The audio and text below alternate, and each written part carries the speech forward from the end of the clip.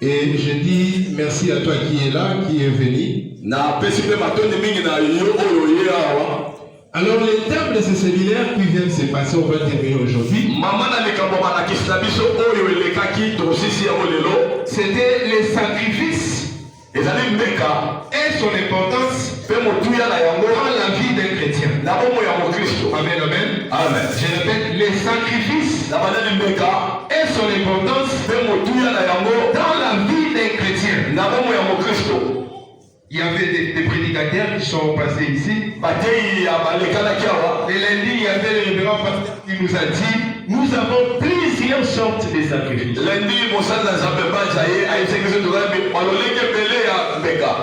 Alors si on peut citer dans Lévitique chapitre 4, verset 4, là-bas on nous montre un sacrifice. Un sacrifice qui permettait aux enfants d'Israël de réparer leurs péchés envers Dieu. C'est un sacrifice qui m'a beaucoup touché. Mais aujourd'hui, le Seigneur Jésus a enlevé ses péchés en nous. Les enfants d'Israël utilisaient beaucoup d'agneaux pour enlever les péchés. Et seul Jésus est venu enlever les péchés de tout un peuple. Regarde la différence. Les enfants d'Israël utilisaient beaucoup d'agneaux. Mais Jésus-Christ, lui seul, est venu enlever nos péchés. Tous nous sommes là, nos péchés. Est-ce que tu es là, tu ne plus l'homme pécheur? Est-ce que tu es là, tu ne plus l'homme pécheur? Par le sang de Jésus-Christ. Alléluia. Amen. Et puis laisse-moi te dire, dans ta famille, tu seras la seule personne qui sera la bénédiction de toutes les gens de l'Église. Tu seras comme Jésus, le représentant de ta famille, toi. Tu connais les secrets des sacrifices. Alléluia. Amen. Alléluia. Amen. Le mardi, pasteur Kiboula nous a dit, les sacrifices exigent beaucoup de principes. Si tu veux expérimenter la gloire de Dieu dans ta vie, respecter certains principes. Voilà. Et puis en retour, tu auras le flèche de Dieu dans ta vie. Alors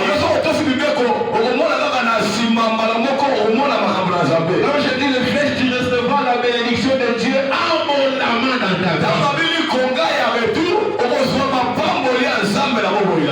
Le frère Jérémie nous a dit la réponse de Dieu pour ton sacrifice.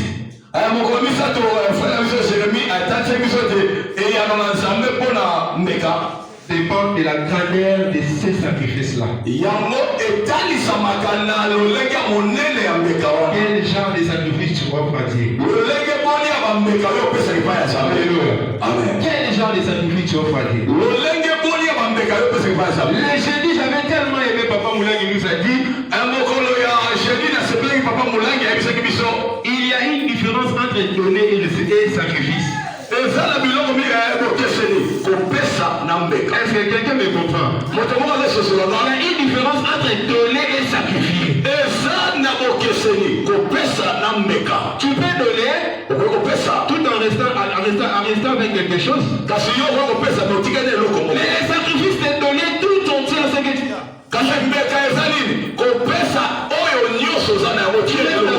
Rien.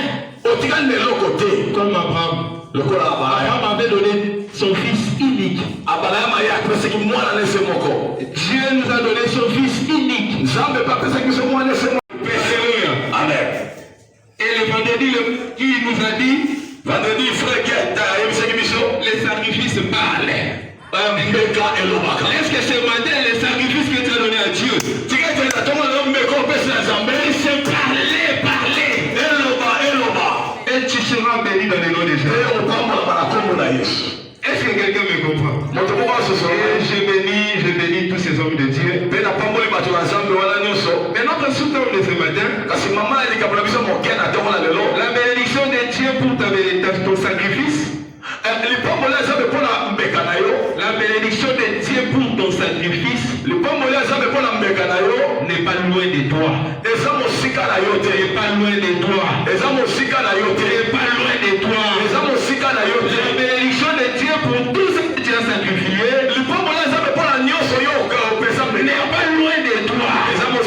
Laisse-moi te dire, tel que tu es là, tu as la bénédiction de Dieu dans ta vie. Alléluia. Amen. Et si tu lis la parole de Dieu dans Genèse 22, 13, là-bas on nous montre comment est-ce que Abraham ne savait pas la bénédiction, ou soit juste derrière toi, tu vas sentir ça. Ce matin je te dis, tu vas sentir cela. Tu vas expérimenter cela. Même tes voisins vont expérimenter cela. Ceux qui t'ignorent, ils vont expérimenter cela. Je ne sais pas si quelqu'un me comprend. Je dis, si Abraham ne pouvait pas sentir la bénédiction de Dieu, toi tu vas sentir ça. Alors pour les hommes, on donne les biens des aimants. Pour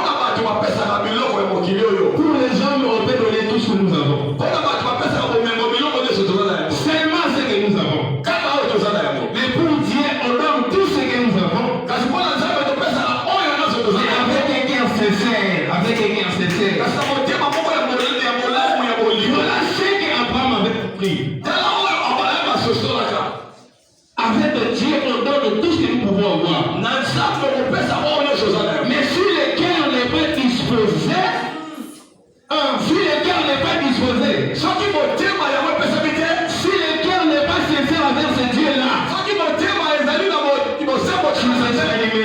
tu m'expérimentes pas la bénédiction. Et rapprocher la bénédiction de Dieu. Voilà, c'est qu'Abraham avait quel fils unique. Mais puisqu'ils son cœur était disposé et sincère, il avait fait rapprocher l'agneau pour ne pas tuer son fils. Et ce matin, je t'exhorte de donner avec un cœur sincère. Lorsque tu donnes avec un cœur sincère, tu fais rapprocher la bénédiction de Dieu dans ta vie. Regarde la femme de Sarepta.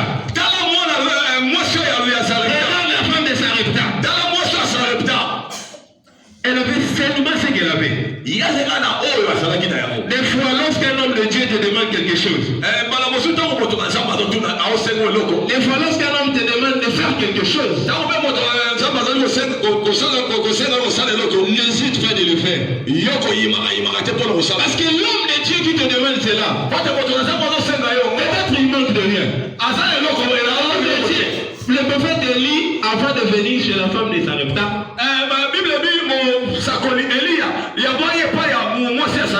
il était déjà rassasié. Il avait déjà mangé tout, il avait déjà mangé.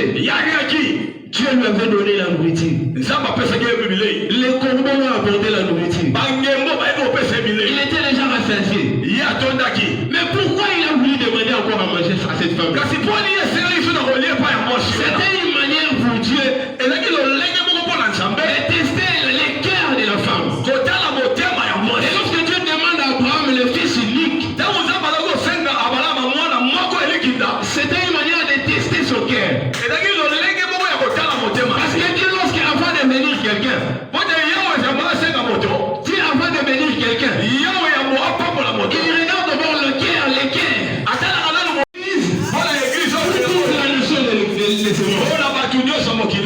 Parce que Dieu, avant qu'il te bénisse, il va te tenter. Il va te tenter. Donne tout ce que tu as. Alors Abraham avait aussi quelque chose. Que faire? Il faut faire des choses lorsqu'on est en train de sacrifier. Et c'est quelque chose là, il Ce qu'on va retenir. Il faut avoir la discrétion. et c'est quelque chose à la moto, Si Abraham disait à son fils que c'est toi les sacrifices, Abraham n'allait pas bénéficier de toutes ces bénédictions. Mais Des fois, lorsque tu offres à Dieu, offre seulement. Il ne faut pas parler aux voisins. La discrétion sauve. Si Abraham disait à son fils que c'est toi les sacrifices, le fils allait refuser. Alors toi, lorsque tu offres, pourquoi tu parles à tout le monde? Offre seulement à Dieu. Offre seulement à Dieu. Et laisse Dieu faire les choses. Et laisse-moi te dire ce matin, ce qu'Abraham avait reçu, toi aussi tu vas les bénéficier. Parce que toi, tu es Abraham d'aujourd'hui. Tu es Abraham d'aujourd'hui.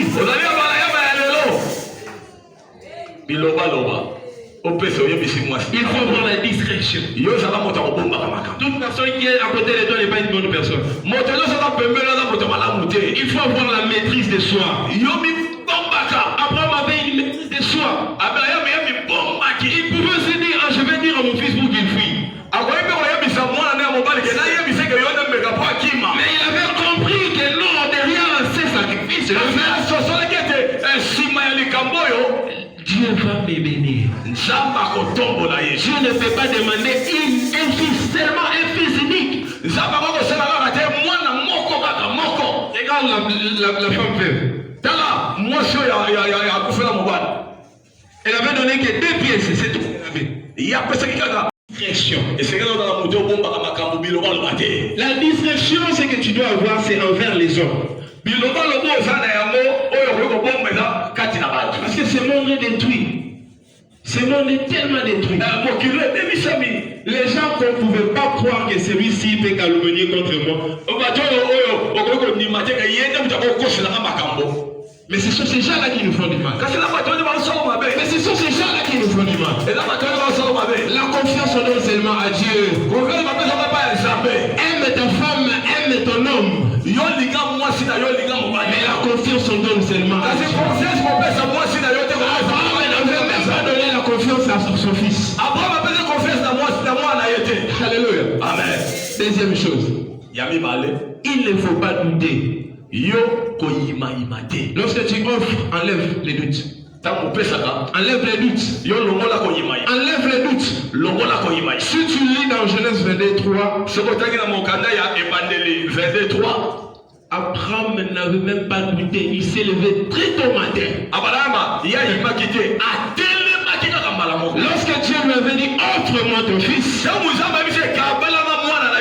Abraham n'avait avancé aucun mot. Il avait juste exécuté. Il s'est levé très tôt matin. Je pose la question à nos protocoles. Vous étiez arrivé ici à quelle heure? Alléluia. Amen. Vous étiez arrivé ici à quelle heure? Laisse ce matin, la prédication de ce matin puisse transformer ton cœur, transformer ta façon de faire les choses. Je ne suis pas en train de te faire de mal, mais je suis en train de t'aider. Toi, papa, maman qui est ici, fais aussi de la même chose. Abraham s'est levé très tôt matin.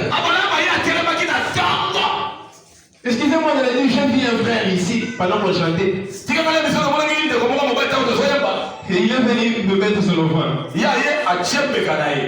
il est venu quand il est venu. Je l'ai vu entrer ici, il n'y a pas même 50 minutes passées. Est-ce que ce qu'il a fait là, Dieu va recevoir ça? Est-ce que Dieu va recevoir ça? Dieu va recevoir ça. Et laisse-moi te dire, je ne suis pas en train de te faire du mal, mais je t'exhorte de changer ta manière de faire les choses. On offre non seulement nos on offre aussi notre corps, notre âme, notre esprit. Laisse que l'Esprit de Dieu puisse te conduire à respecter les airs de guide. Alléluia. Amen. Les doutes, ce que tu vas enlever, tu enlèves ça devant toi-même. Discrétion. Et devant toi-même. Enlève les doutes. Enlève les doutes. Et laisse-moi te dire qu'il le veuille ou pas. Dieu fera ce qu'il a prévu pour ça. Qu'il le veuille ou pas. Dieu fera ce qu'il a prévu pour ça.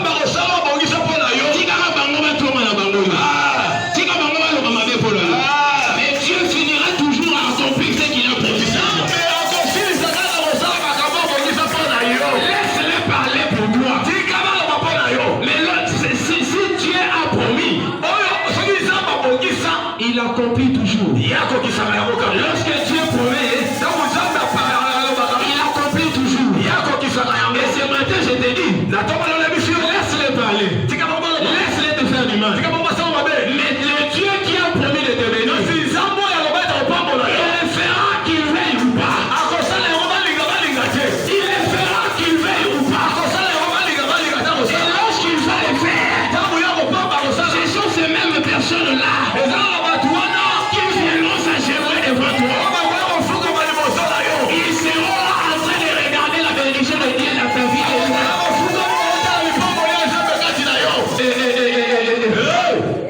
Ce que Dieu va faire dans ta vie, ça sera tellement grand. Jusqu'à ce que tes ennemis auront la honte de venir regarder cela de près. Ils vont se cacher en train de regarder. Ils vont dire, mais c'est lui-là qui est devenu véhiculé.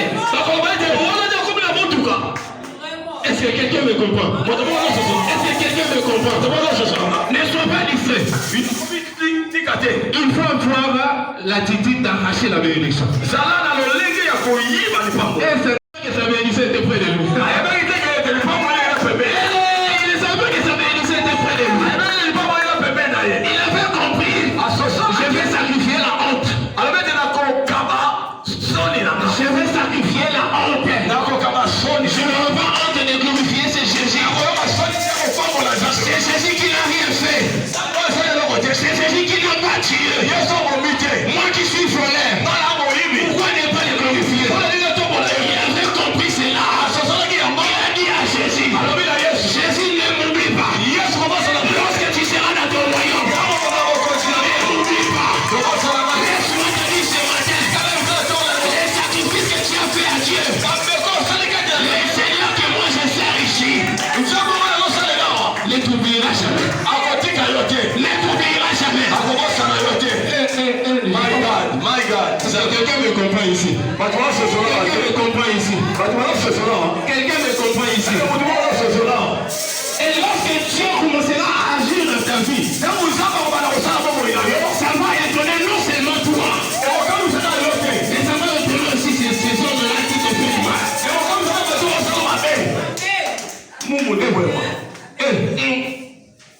Tu vas mourir, tu laisseras cette bénédiction. Tes enfants vont mourir, ils vont laisser cette bénédiction. Les enfants de tes enfants vont mourir, ils vont laisser cette bénédiction. Parce qu'Abraham sait qu'il avait réussi. C'est ce que nous réussissons aujourd'hui. C'est qu'Abraham avait reçu de Dieu à cause de son sacrifice. C'est ce que nous réussissons aujourd'hui. Laisse-moi te dire ce matin, tu proclameras la gloire de Dieu dans ta vie. Si toi tu ne proclameras pas ça, tes enfants vont proclamer cela. Est-ce que je parle à une maman ce matin? Si toi-même tu ne proclameras pas cela, laisse-moi te dire tes enfants vont les proclamer. Parce que le Dieu de Banza agit encore. Le Dieu de